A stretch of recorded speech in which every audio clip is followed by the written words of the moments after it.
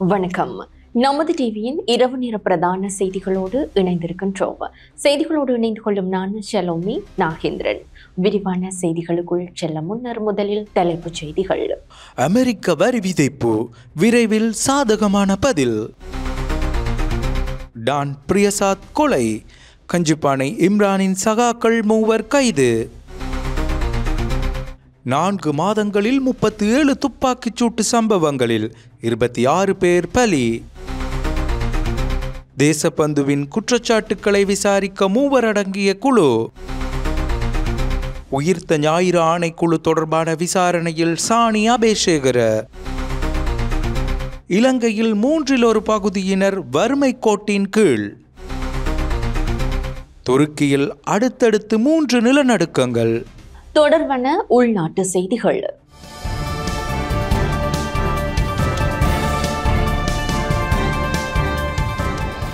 தீர்வை வரி தொடர்பில் அமெரிக்காவுடன் முன்னெடுக்கப்பட்ட கலந்துரையாடல் வெற்றிகரமாக நிறைவு செய்யப்பட்டுள்ளதாக ஜனாதிபதி அனுரகுமார திசாநாயக்க தெரிவித்துள்ளார்.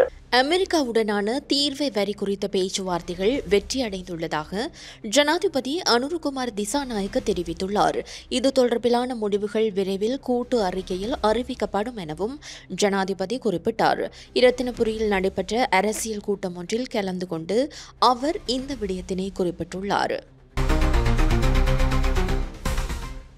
ஈஸ்டர் ஞாயிறு பயங்கரவாத தாக்குதல் தொடர்பான ஜனாதிபதி ஆணைக்குழுவின் விசாரணை அறிக்கையை ஆராய்வதற்காக நியமிக்கப்பட்ட குழுவில் சிரேஷ்ட போலீஸ் அத்தியட்சகர் சாணி அபேசேகரவும் நியமிக்கப்பட்டுள்ளார். உயிர்த்த ஞாயிறு பயங்கரவாத தாக்குதல் தொடர்பான ஜனாதிபதி விசாரணை ஆணைக்குழுவின் அறிக்கையை விசாரணை செய்வதற்கு நியமிக்கப்பட்ட குழுவில் சிரேஷ்ட போலீஸ் அத்தியட்சகர் ஷானி அபேசேகரவும் நியமிக்கப்பட்டுள்ளார். இந்த நியமனம் பதில் போலீஸ் மா அதிபர் பிரியந்த வீரசூரியவினால் வழங்கப்பட்டுள்ளது. அதன்படி இந்த விசாரணை அறிக்கையை ஆய்வு செய்வதற்காக சிரேஷ்ட பிரதி போலீஸ் மா அதிபர் அசங்க கரவிட்ட தலைமையிலான 4 பேர் கொண்ட குழுவின் உறுப்பினர்களின் எண்ணிக்கை 5ஆக அதிகரித்துள்ளது. டான் பிரியசாத் கொலை வழக்கின் சந்தேக நபர்கள் 2 பயண தடை விதிக்கப்பட்டுள்ளது. டான் பிரியசாத் கொலை வழக்கில் தந்தை மற்றும் மகன் ஆகிய 2 சந்தேக நபர்கள் நாட்டை விட்டு வெளியேற கொழும்பு மேலதிக நீதவான் ஹர்சன ககுனவெல இன்று தடை உத்தரவு பிறப்பித்துள்ளார். வெள்ளம்பட்டிய பகுதியைச் சேர்ந்த பந்துல பியால் மற்றும் அவரது மகன் மாதவ சுதர்ஷன ஆகியோருக்கு பயண தடை விதிக்கப்பட்டது. இதேவேளை டான் பிரியசாத் சுட்டுக் கொல்லப்பட்ட சம்பவம் தொடர்பில் 3 சந்தேக நபர்கள் கைது செய்யப்பட்டுள்ளனர். இதற்கிடையில் டான் பிரியசாத் சுட்டுக் கொல்லப்பட்டமை குறித்து விசாரணை செய்வதற்காக 6 போலீஸ் குழுக்கள் பயன்படுத்தப்பட்டுள்ளதாக தெரிவிக்கப்படுகின்றது. இந்த கொலையை ஒழுங்கமைக்கப்பட்ட குற்ற கும்பலைச் சேர்ந்த கஞ்சிப்பானை இம்ரானின் பிரிவினர் செய்திருக்கலாம் என போலீசார் சந்தேகம் வெளியிட்டுள்ளனர். நேற்றிரவு வெள்ளம்பட்டியவில் உள்ள லக்சந்த செவன அடுக்குமாடி குடியிருப்பு வளாகத்தின் மேல் தளத்தில் வைத்து டான் பிரியசாத் மீது துப்பாக்கிச்சூடு நடத்தப்பட்டது. மோட்டார் சைக்கிளில் பிரவேசித்த 2 துப்பாக்கிச்சூடு நடத்திவிட்டு தப்பி சென்றதாக போலீசார் தெரிவித்தனர். இந்த துப்பாக்கிச்சூடு ஒரு விருந்தின் போது இடம்பெற்றதாக போலீசார் நடத்திய முதற்கட்ட விசாரணைகளில் தெரியவந்துள்ளது. இந்த ஆண்டின் இதுவரையான காலப்பகுதியில் 37 துப்பாக்கிச்சூட்டு சம்பவங்கள் பதிவாகியுள்ள நிலையில் 26 பேர் பலியாகியுள்ளனர். இந்த ஆண்டு ஜனவரி 1 முதல் நேற்று வரையிலான காலப்பகுதியில் நாடு முழுவதும் 37 துப்பாக்கிச்சூட்டு சம்பவங்கள் பதிவாகியுள்ளன. துப்பாக்கிச்சூட்டில் 26 பேர் உயிரிழந்ததாக போலீசார் தெரிவிக்கின்றனர். இந்த 37 துப்பாக்கிச்சூட்டு சம்பவங்களில் 23 சம்பவங்கள் ஒழுங்கமைக்கப்பட்ட குற்ற கும்பல்களால் நடத்தப்பட்டவை என தெரிய வந்துள்ளது. தனிப்பட்ட பிரச்சினைகள் காரணமாக மீதமுள்ள 14 துப்பாக்கிச்சூட்டு சம்பவங்கள் பதிவாகியுள்ளதாக போலீசார் தெரிவிக்கின்றனர். பதவியிலிருந்து இடைநிறுத்தப்பட்டுள்ள போலீஸ் மா அதிபர் தேசபந்து தென்னகோனுக்கு எதிரான குற்றச்சாட்டுகளை விசாரிக்க 3 பேர் கொண்ட குழு நியமிக்கப்பட்டுள்ளது. பதவியிலிருந்து இடைநிறுத்தப்பட்டுள்ள போலீஸ் மா அதிபர் தேசபந்து தென்னகோனுக்கு எதிரான குற்றச்சாட்டுகளை விசாரிக்க 3 பேர் கொண்ட குழு நியமிக்கப்பட்டுள்ளது.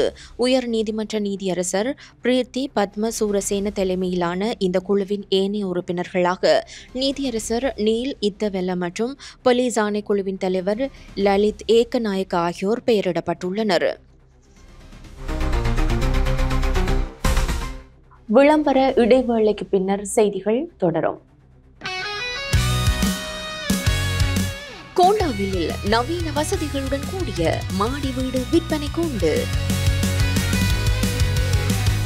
கோண்டாவில் ஞான வைரவர் வீதியில் அமைந்துள்ள இந்த வீடு வெறும் 30 மீட்டர் தூரத்தில் பலாலி வீதிக்கு அருகாமையில் அமைந்துள்ளது.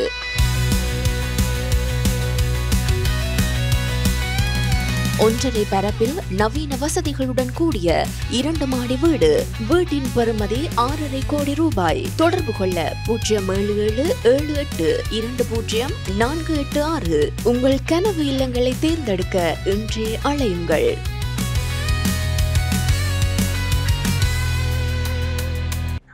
விளம்பர இடைவேளைகளை தொடர்ந்து செய்திகளுடன் இணைந்திருக்கிறோம். மக்கள் தொகை கணக்கெடுப்பு மற்றும் புள்ளியியல் திணைக்களம் வறுமை கோட்டு புள்ளி விவரங்களை வெளியிட்டுள்ளது. மக்கள் தொகையில் சுமார் 1/3 பகுதியினர் வறுமை கோட்டின் கீழ் உள்ளதாக இலங்கைக்கான உலக வங்கியின் பணிப்பாளர் டேவிட் சிஸ்லன் தெரிவித்தார். உலக வங்கியால் 2 ஆண்டுகளுக்கு ஒரு முறை வெளியிடப்படும் ஸ்ரீலங்கா டெவலப்மெண்ட் அப்டேட் அறிக்கையை வெளியிட்டு டேவிட் சிஸ்லன் இந்த கருத்தை குறிப்பிட்டார். 2024ஆம் ஆண்டில் இலங்கையின் பொருளாதாரம் குறிப்பிடத்தக்க மீட்சியை அடைந்துள்ளதாகவும் டேவிட் சிஸ்லன் கூறினார்.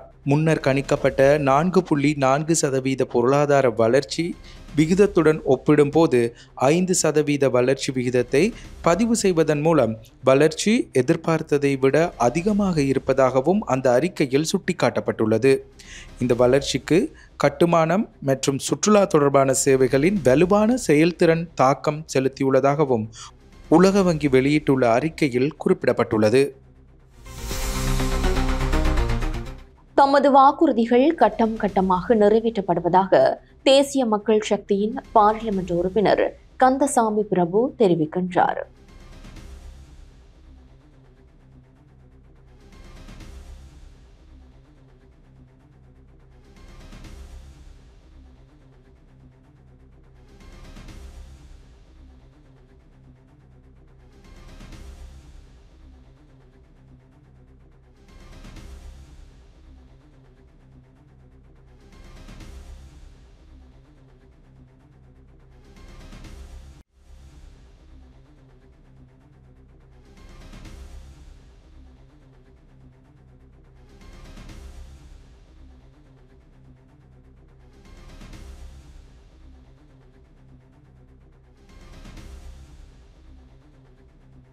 முப்பத்தொன்பது வருடங்களாக இந்த பாதை பாதுகாப்பு காரணங்களால் அடைத்து வைக்கப்பட்டிருந்தது.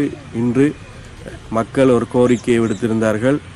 ஆனாலும் அதுக்கு பின்னர் வந்த ஆட்சியாளர்கள் இந்த பாதை விடுவிப்பதற்கு எந்த ஒரு முயற்சியினையும் மேற்கொள்ளாது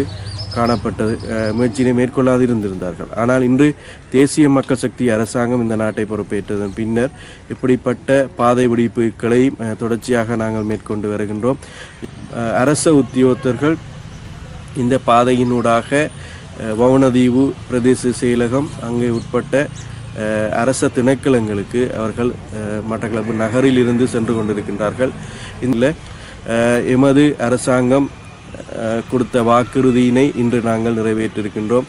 இந்த பாதை விடுவிப்பின் காரணமாக இந்த மக்கள் நீண்ட கால கோரிக்கையாக இருந்த இந்த பாதை விடுவிப்பு இன்று அதற்கான முன்னாயத்த நடவடிக்கையை நாங்கள் மேற்கொள்வதனூடாக இந்த பகுதி மக்கள் நன்மை அடைந்திருக்கின்றதுடன் அவர் பெரும் மகிழ்ச்சியை அவர்களுக்கு கிடைத்துக்கிட்டிருக்கின்றது. மிக நீண்ட காலத்துக்கு பின்னர் அவர்களது கோரிக்கையை இந்த தேசிய மக்கள் சக்தி அரசாங்கம் ஏற்றுக்கொண்டிருக்கிறதன் காரணமாக ஹட்டன் நோவூட் பகுதியில் இன்று நடைபெற்ற மக்கள் சந்திப்பின் போது பாராளுமன்ற உறுப்பினர் ஜீவன் தொண்டமான் இவ்வாறு கருத்து தெரிவித்தார். தோட்ட உட்கட்டமைப்பு அமைச்சு பதுள மாவட்டத்தில் இருந்த ஒரு பெரும்பான்மையத்தை சார்ந்த ஒரு பாராளுமன்ற உறுப்பினருக்கு வழங்கியிருக்காங்க.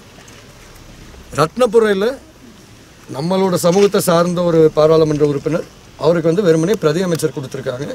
இன்னொருத்தருக்கு தான் அமைச்சரவை அந்தஸ்துள்ள அமைச்சர்.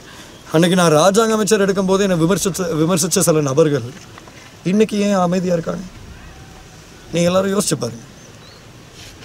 அதே மாதிரி அன்னைக்கு நாங்கள் 1700 சம்பளத்தை எடுத்து தரோன்னு சொல்லும்போது இப்போ பாராளுமன்றத்தில் உட்கார்ந்துருக்க ஒரு ஆளுங்கட்சியை சேர்ந்த உறுப்பினர் என்ன சொன்னார்?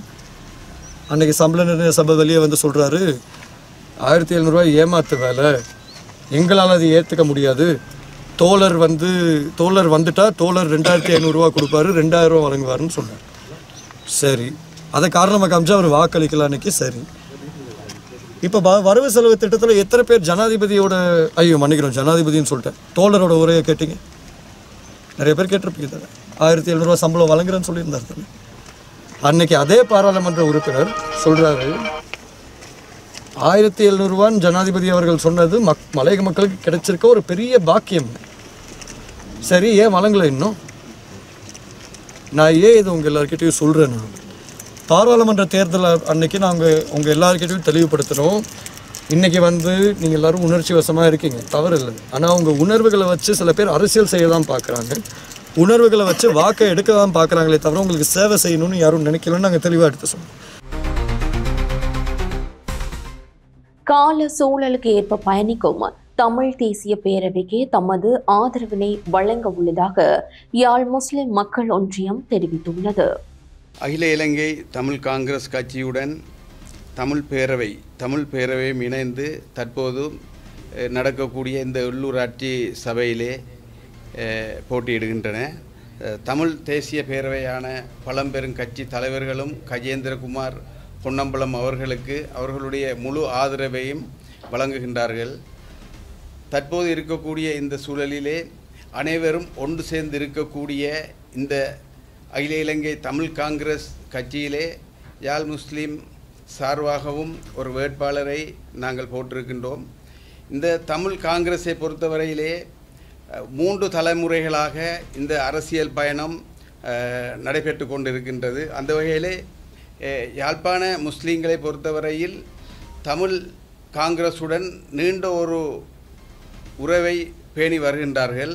அந்த வகையிலே தான் இந்த கட்சியுடன் இணைந்து எமது பகுதியில், அதாவது யாழ்ப்பாணம் சோனகர் பகுதியில் 86, 87 பகுதியில் ஒரு வேட்பாளரை நாங்கள் நிறுத்தி இருக்கின்றோம். அந்த வேட்பாளருக்கான முழு ஆதரவையும் எமது யாழ் முஸ்லீம் சமூகம் தர வேண்டும் என்று மிகவும் கேட்டுக்கொள்கின்றோம். தமிழ் தேசிய பேரவை என்றும் சொல்லும் பொழுது இதிலே இருக்கக்கூடிய பழம்பெரும் கட்சிகளுடைய தலைவர்கள் இதில் பயணிக்கின்றார்கள். தற்போது அவர்களுடைய கட்சியினுடைய அனைத்து ஆதரவையும் இந்த தமிழ் காங்கிரஸுக்கு வழங்குவதாக தற்போது நாங்கள் பார்த்து கொண்டிருக்கின்றோம். அந்த வகையிலே யாழ் முஸ்லீம் ஒன்றியமாகிய நாங்களும் அந்த கட்சிக்கான ஆதரவை வழங்குவதாக முடிவெடுத்து தற்போது அந்த கட்சியோடு பயணித்து கொண்டிருக்கின்றோம். தேர்தலில் நாங்கள் எங்கள் பகுதியிலும் நிச்சயமாக அதன் செயல்பாடுகளை ஊக்குவித்து நாங்கள் பயனடைய வேண்டும் என்ற நோக்கத்தில் கடந்த பல காலங்களாக தொடர்ந்து மக்களுக்கு சேவை செய்து மக்களுக்கான தேவைகளையும் ஏனைய பிரச்சனைகளையும் தீர்த்து வைத்த சகல மக்களும் நம்பிக்கை கொண்ட ஒரு கட்சியாக முஸ்லீம் காங்கிரஸ் கட்சி, தமிழ் காங்கிரஸ் கட்சி இயங்குகிறபடியால் அந்த பகுதி மக்கள், அதாவது முஸ்லீம்களும் அந்த கட்சிக்கு ஆதரவளித்து நாங்கள் பயன்பெற வேணும். நுவரெலியாவில் இன்று பெய்த கனமழையினால் தாழ்நில பகுதிகள் வெள்ள நீரில் மூழ்கியுள்ளன. நுவரெலியாவில் இன்று பிற்பகல் பெய்த பலத்த மழை காரணமாக நுவரெலியா உடப்புசல்லாவ பிரதான வீதியில் கந்தப்பள்ளை கோட்லோஜ் சந்தியில் புதிய வீதி முழுவதுமாக நீரில் மூழ்கியதால் போக்குவரத்து தடைப்பட்டதுடன் தாழ்நிலங்கள் வெள்ள நீரில் மூழ்கியுள்ளன. சுமார் 1 மணித்தியாலம் வரை பெய்த கடும் மழை காரணமாக வெள்ள நீர் பெருக்கெடுத்ததாக குறித்த பகுதியில் வசிக்கும் மக்கள் தெரிவிக்கின்றனர்.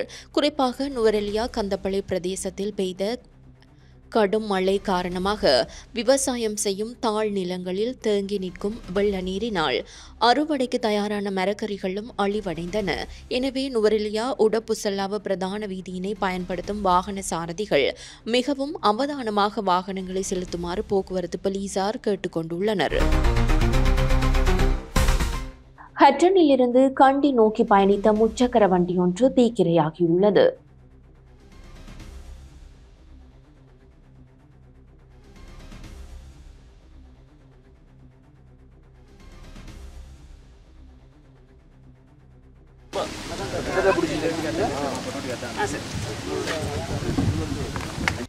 திறந்து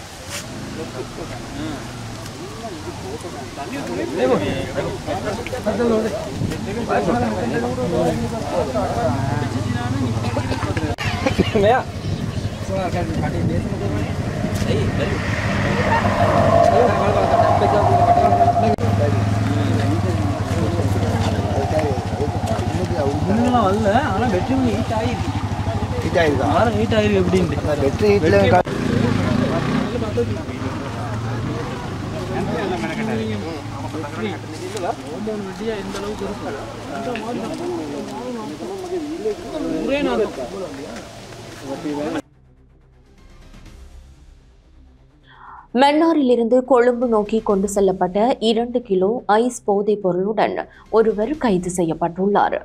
மன்னாரிலிருந்து கொழும்பு பெஹலியகொட மொத்த மீன் விற்பனை சந்தைக்கு மீன்களை ஏற்றிச் செல்லும் லொரியில் மீன் பெட்டிகளுக்குள் மறைத்து வைத்திருந்த 2 கிலோகிராம் ஐஸ் போதைப் பொருள் பொதிகளுடன் ஒருவர் குற்றத்தடுப்பு போலீசாரால் கைது செய்யப்பட்டுள்ளார். கைப்பற்றப்பட்ட ஐஸ் போதைப் பொருளின் பெறுமதி 80 லட்சம் ரூபாவாகும் என போலீசார் தெரிவித்தனர். மட்டக்குழி பகுதியில் உள்ள தொடர்மாடி குடியிருப்பில் வசிக்கும் 44 வயதான ஒருவரே சம்பவம் தொடர்பில் கைது செய்யப்பட்டுள்ளார். கைது செய்யப்பட்டுள்ள சந்தேக நபர் பல தடவைகள் போதைப் பொருட்களை கொழும்புக்கு கொண்டு சென்றுள்ளமை விசாரணைகளில் தெரிய வந்துள்ளது. சம்பவம் தொடர்பான மேலதிக விசாரணைகள் முன்னெடுக்கப்பட்டு வருகின்றன. தொடர்வது சர்வதேச செய்தி.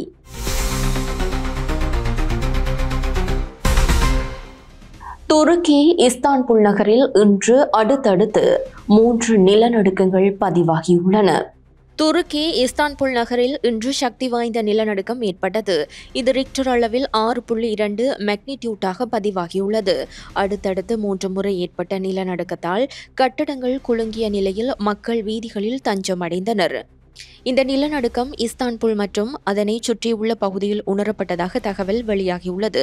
சக்தி வாய்ந்த நிலநடுக்கத்தால் ஏற்பட்டுள்ள பாதிப்புகள் குறித்து இதுவரை எந்த தகவலும் வெளியாகவில்லை.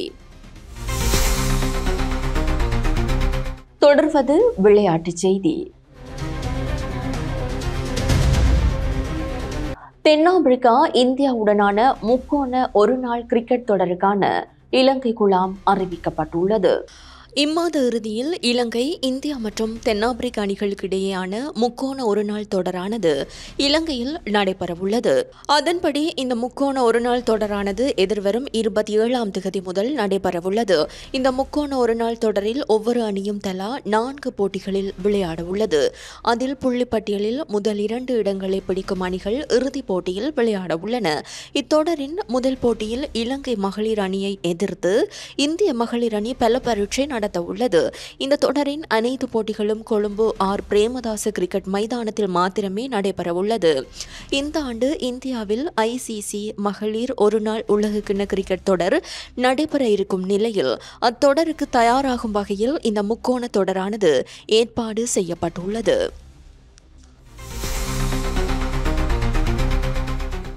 இத்துடன் நமது டிவியின் அனைத்து பிரதான செய்திகளும் நிறைவு பெறுகின்றன. நமது அடுத்த பிரதான செய்திகளை நாளை எதிர்பாருங்கள். மேலதிக செய்திகளை அறிந்து கொள்ள நமது LK.com எனும் எமது இணையதளத்திற்குள் பிரவேசியுங்கள். அத்துடன் நமது டிவி எனும் எமது YouTube தளத்தினையும் சப்ஸ்கிரைப் செய்யுங்கள். வணக்கம்.